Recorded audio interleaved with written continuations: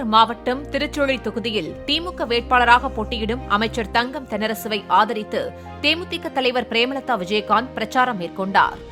ரெட்டியப்பட்டியில் நடைபெற்ற பிரச்சாரக் கூட்டத்தில் பேசிய அவர் திமுகவின் தேர்தல் அறிக்கையில் உள்ளவற்றை குறிப்பிட்டு பேசி வாக்கு சேகரித்தார்.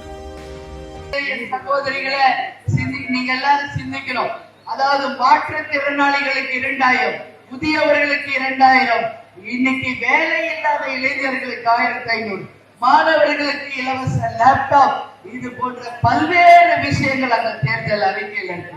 இன்னைக்கு விவசாயம் சார்ந்த இந்த பூமியில கரும்பை நம்பி இருப்பவர்களுக்கு ஒரு முத்தான வாய்ப்பா, கரும்பு இனிமேல ஒரு டன் 4000 ரூபாய், நெல்லு ஒரு குவிண்டால் 3500 ரூபாய் தரப்படும் என்ற அறிவிப்பும் நமது விவசாயிகளுக்கு ஒரு இன்பமான ஒரு செய்தி.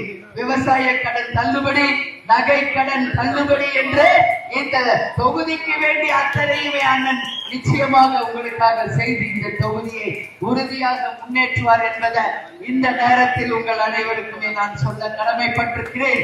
2வது நம்பர் பட்டன், அந்த 2வது நம்பர் பட்டன் அப்படி பிரஸ் பண்ணி உதய சூரியனுக்கு வாய்ப்பு கொடுத்தால் போதும், இந்த வசதிகள் எல்லாம் உங்களை வந்து சேரும் என்பதை இந்த நேரத்தில் உங்களுக்கு சொல்கிறேன்.